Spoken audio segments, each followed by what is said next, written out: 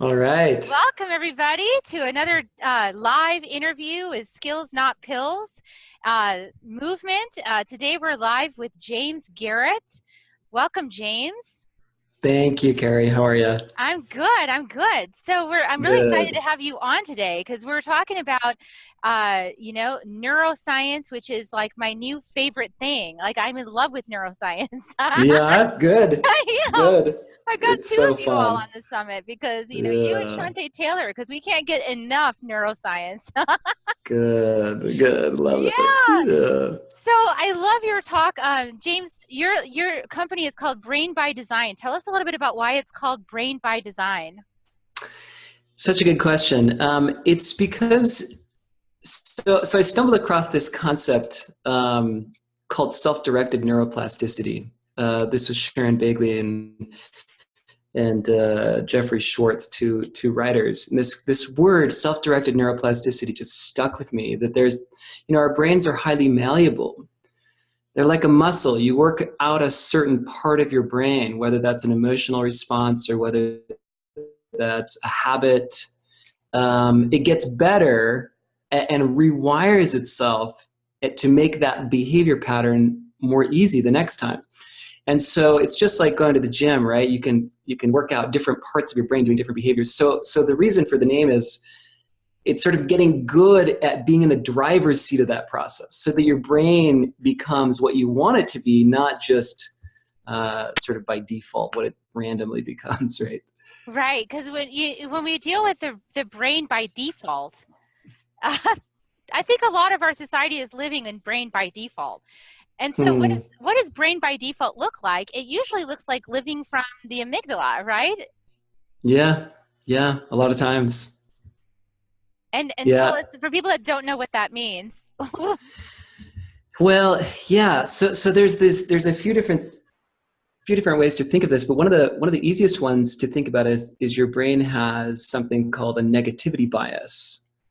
So all that means is that bad is stronger than good in the sense that negative emotions are more powerful than positive emotions. So when you say amygdala, the amygdala is like the alarm center in the brain. Um, it's the one that sounds the bells, right? When something feels dangerous, or it's what it starts the process of a fear response or a stress response. So if you're running your life and your amygdala is sort of leading that charge, what that feels like day to day is a lot of anxiety, a lot of stress, this sort of chronic fight or flight state that you're just in all the time, low level stress, right? And what you want to be doing is kind of not turning it off, but turning the volume down on your amygdala. You want to start turning the volume up on positive emotions like savoring and joy and connection and these other things that we can rewire to become our new default settings, but it takes training and practice. It's not, again, it's not your sort of default setting. Yeah, your default setting is to have those negative thoughts, right? That inner naysayer that we all talk about, that one that, says, "Oh, no, you can't, and here's all the reasons why, and I'm going to spot them for you."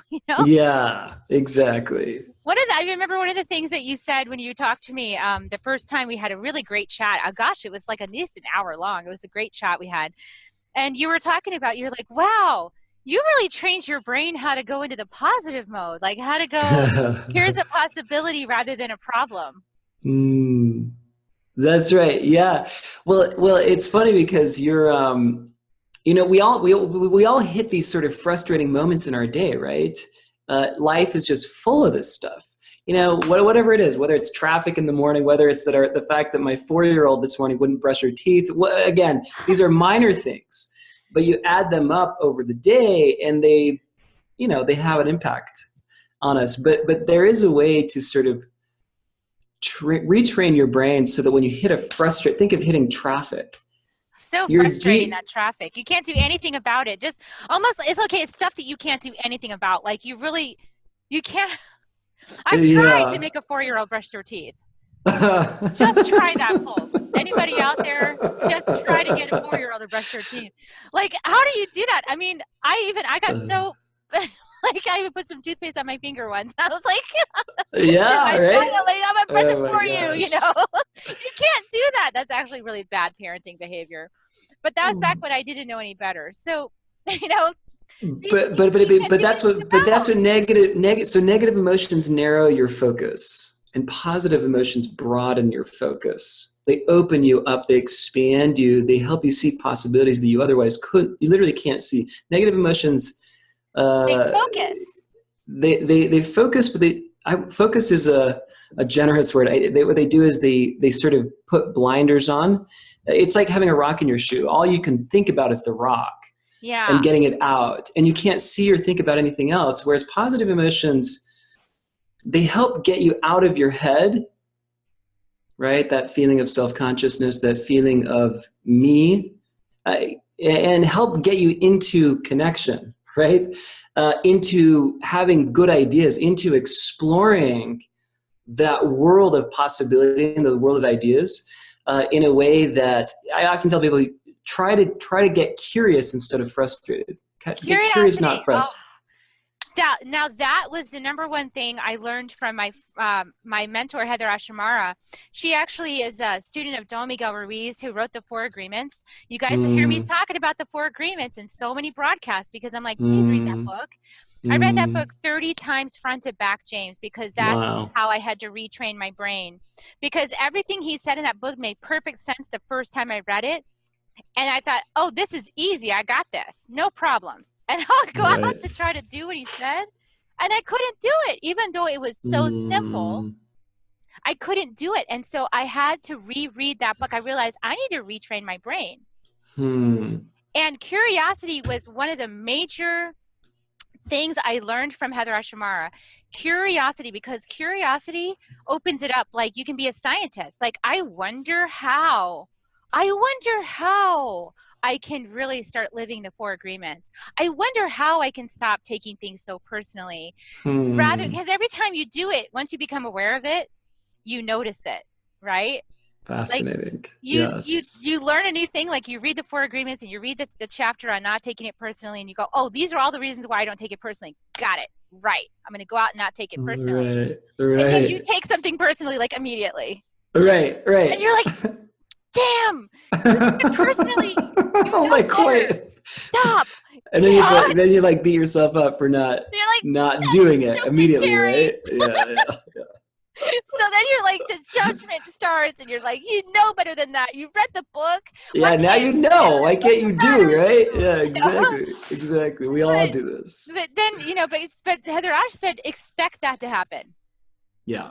Yeah. and become curious about why it's happening, because Mm-hmm. there's an underlying motivator that's making that happen. And Hmm. what we know from neuroscience is that underlying motivator is actually just like the way your brain's been wired. Right. So don't blame the brain, like rewire it. It needs your help. Like you're the one who Mm. gets to be the new architect. You get to build the new foundation. The old foundation's built on some crummy stuff. You know, so there's some good stuff and then some not so good stuff in the old foundation. Yeah. So you get to build the new foundation, the new house. And you know, the stuff that works, you can like put over here in your new house. Yes. And the stuff that doesn't work, guess what? You can go, you know? Yeah, yeah, yeah. That's right. No, that's exactly right. And it's not a how do you explain it? The good news. So Sharon Bagley also calls neuroplasticity the hopeful science, because when you start really understanding how changeable your brain actually is, you know, you'll wake up with a different brain tomorrow than you had today. And the reason is because your brain is that sensitive to experience. It's constantly pulsing with change. You know, every neuron. You've got a little over 100, around 100 billion neurons in your head, which are the cells that make up our brain. And then every neuron has anywhere from 5 to 10,000 branches. A neuron just looks like a tree. If you rip out a tree and turn it sideways, that's what a neuron looks like. So it has all these branches, right, that are potential connection points to other neurons. So your brain's wildly complex. In fact, it's the most complex thing in the known universe that we know of as of now. But that complexity and that beauty, you can start becoming exactly what you said, which is the architect of your own brain. But it takes some training, right? It's like this. You can't. I want you to think the last time you got into an airplane, right? We walk through the little walkway to the airplane. Actually, airplane. We enter the airplane. What direction do we turn? We turn right. Right. Everybody turns right. Goes to their seat. If you can imagine yourself turning left and getting into the cockpit and imagining or just seeing, right, all the dials and levers and buttons and gauges, and it looks crazy confusing. Now it's not, and if I were there, I could not get that thing to fly. I maybe could get it to back out. I don't know if I pushed enough the buttons. Right? Oh gosh. But definitely not flying. And the reason is not because I'm not sitting in a beautiful machine that is designed to fly. It's simply that I don't have the skills and training to be able to fly it. A pilot is no smarter than any of the rest of us. He or she has just been trained at operating that machine. And so the same thing is true with our brains, right? We have this incredible asset, this most beautiful thing sitting inside of our heads, and none of us, it doesn't come with the user's manual. So none of us are really trained to know how to use it. And so we vastly underestimate what it can do. And it's like we're driving around on the tarmac thinking the thing can maybe just drive, and we don't even realize it's designed to fly. Yeah, we're driving on the tarmac in a thing designed to fly, and that is so accurate. That is so, and okay, so it starts with your willingness to question what you think is true. Mm. It starts with your willingness to question your default pattern, as if Yeah. that's the only way. Like I work with clients all the time. One client I'm working with right now has got herself like that, that rat in the maze. That one that constantly has to be running around the maze to try to find the cheese. Mm. And you just just like constantly running around the maze. Like there's got to be cheese in here. Yeah. And how many of us do that before we know better? Like so many people think that's the way. Right. And so where does anxiety come from? Constant going, looking for the cheese, right? Mm. And our society is built this way. That's right. Yeah. It's we live in a dopamine economy. Meaning, so dopamine is this neurochemical in our brain that gives you the anticipation that something good is going to come. It doesn't necessarily feel good in the moment. What it gives you is the feeling that something good is around the corner, right? And so dopamine is a tricky it's an incredibly powerful neurochemical. It's a motivating neurochemical, but it doesn't necessarily create well-being and happiness and the things like serotonin and oxytocin and endorphins and other things. Those are the genuinely happy neurochemicals. Dopamine actually just makes us want things. And so what you're describing, in many ways, the entire internet, as we know it currently, I mean, not all of it, but a major portion of it, right, is built to create these dopamine loops, which makes us want to keep chasing them, which never satisfies, but makes us feel like satisfaction is right around the corner. This is why we spend hours surfing social media and chasing likes and comments and whatever. But at the end of an hour or two of surfing, we kind of feel empty. It's like we've been eating empty calorie brain candy. And so it's a little bit of a tricky thing when what's really going to create deep, lasting wellness are, we know this from the science, right? It's actually spending face-to-face time with people that you love. It's hugs. No, seriously. Hugs. Hugs and hug for 6 seconds, because it takes that long to release oxytocin. I tricked my son. I told him, my older son, I said, you have to hug for 5 minutes before it works. If he's out there, he's like, damn you, Mom, I told you were lying to me. Now he knows. I got my hugs. Yeah, there you go. But that's right. That's right. But really, the more people you hug, the better, actually. It seems like the opposite of that, because we're so hug-averse in this culture. Interesting, get right? away from me. But if you hug people, actually, you feel better over time. Yeah. This has been scientifically shown. Yeah, very, very, very clearly that hugs, and it's very understandable, right? That what soothes humans is contact with other humans. When you're thinking about how do I calm my body down, how do I put myself at ease? In many ways, it looks like the opposite of modern life. Well, yeah, and I'm glad that you right? said a dopamine economy because, like, our dopamine Hmm. society is very true. Because what we want is that quick high. We want to be on that high. We want to be up here and happy. Like the addiction to happiness is like part of that, Hmm. I think, too. But it's not a genuine happiness. It's like a, it's like this. It lacks substance. I used to have that kind of happiness, and so I understand it from the inside out. And it's like a forced happiness. It's like I'm gonna use my fire and just make this situation happy, and I'm gonna manufacture this happy. But Hmm. really, like actual happiness is real subtle and it's ever present when you're actually tap into that zone where you're doing the right things for yourself and you're taking care of yourself, like you're eating the right foods, you're exercising, you're getting in nature, you're getting your family time, your Hmm. face time, you're getting hugs, you're meditating, you're loving yourself, you know, compassionately, you're willing to look at yourself in the mirror. Like these things create genuine happiness. And then you don't need to be all like happy anymore because that's like Hmm. fake actually. Like it seems really real to the person that's experiencing it, but having been that person and now this person now, I can clearly say that that was an artificial high that was not sustainable and it was not real, like in the sense of like if I hadn't have been forcing it to be happy, it wouldn't have been happy, you know. Fascinating. Whereas this, Yeah, all I got to do is interesting. make good choices and the happiness bubbles up. Does that make Yeah, sense? totally. No, totally. Yeah, and one simple way to see it is that your body thrives when it's calm. Hmm. You know, it's almost that simple. You have sort of a red system and a green system. You want to be in the green system where it's sort of this calm, relaxed, Hmm. at ease. Your body wants to be at ease. It doesn't want to be in a fight or flight. That's not a natural state for us to be in. And yet, again, the way we work, the kind of pressure we put on ourselves at work, in our homes, to be these perfect parents, all of that, what that does is elevate that basic stress state. And the skill set, part of the skill set of getting in control of your own mind is getting better at calming your entire body down.